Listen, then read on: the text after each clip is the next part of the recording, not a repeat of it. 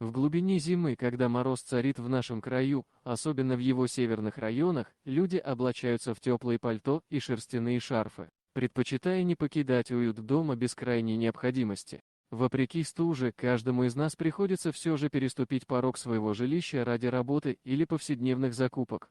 При этом, стремясь поскорее укрыться в тепле пункта назначения, окружающий мир остается за пределами нашего внимания.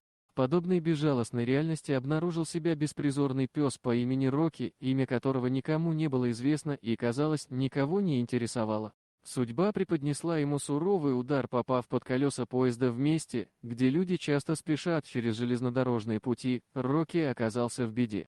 В толпе, казалось бы, должен был найтись кто-то, кто протянет помощь раненому существу. Но многие просто шли мимо, спуская взгляд, чтобы не видеть бедствующего пса. Люди, вероятно, подумали, что ему уже не помочь.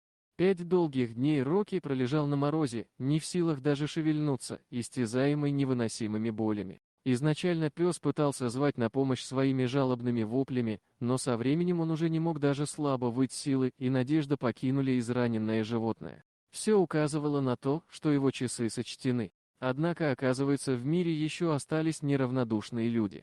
На 6-й день, казалось, судьба принесла Рокки избавление, когда его заметила женщина по имени Оксана. Приблизившись к псу, она не могла сдержать ужаса от увиденного, столь удручающей была картина перед ее глазами. Пес уже не мог поднять головы от истощения, мороза и равнодушия окружающих. Его взгляд, полный боли и отчаяния, встретился с взглядом Оксаны. Эта женщина осознала, что не может оставить без помощи страдающее животное. С решимостью она взяла исхудалого пса на руки и, забросив все свои дела, понесла его в ближайший ветеринарный центр. К счастью, это был не тот случай, когда медицинские работники безразлично предлагают усыпить животное, как будто забывая о его борьбе за жизнь. В клинике ветеринары посоветовали Оксане не идти на траты и усилия, предлагая усыпление как единственный выход из-за тяжести травм, перелом позвоночника, обморожение лап после длительного пребывания на холоде, а также сильное истощение и обезвоживание пса. Однако Оксана, оказавшись лицом к лицу с таким решением, не смогла согласиться на усыпление. Она настояла на лечении Рокки, готовая взять на себя все расходы и заботу о восстановлении заброшенного пса. Ее настойчивость и желание помочь стали светом в конце туннеля для Рокки, который так отчаянно нуждался в спасении. Совместные усилия Оксаны и ветеринаров дали начало долгому процессу реабилитации, который, вопреки всему, обещал шанс на новую жизнь для одного маленького, но невероятно стойкого существа. Медицинский персонал, с нескрываемым сомнением в голосе, принялся за процесс восстановления жизненных функций Рокки. Ожидались обширные хирургические вмешательства, финансовая нагрузка от которых легла на плечи Оксаны.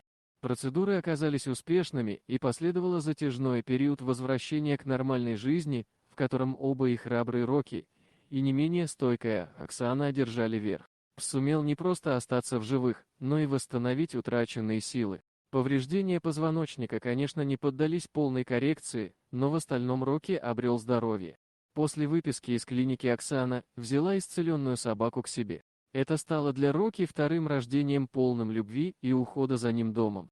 Но Оксана осознавала, что, хотя Рокки и выжил, его жизнь никогда не будет прежней. Благодаря поддержке общественности, ей удалось обзавестись специальной инвалидной коляской для собаки. В настоящее время Рокки – это жизнерадостная и счастливая собака, которая глубоко привязана к своей спасительнице. Преодолев свою беду, он сохранил веру в людей и радушно встречает каждого, встреченного на своем пути. Мы можем лишь выразить благодарность Оксане за ее бескорыстие и храбрость. Далеко не каждый осмелился бы спасти и ухаживать за раненым животным, а тем более взять его на воспитание. Спасибо, что посмотрели данное видео. Мы стараемся для вас. Подписывайтесь на канал, там вы найдете еще много интересного. А также поставьте лайк и не забудьте оставить комментарий.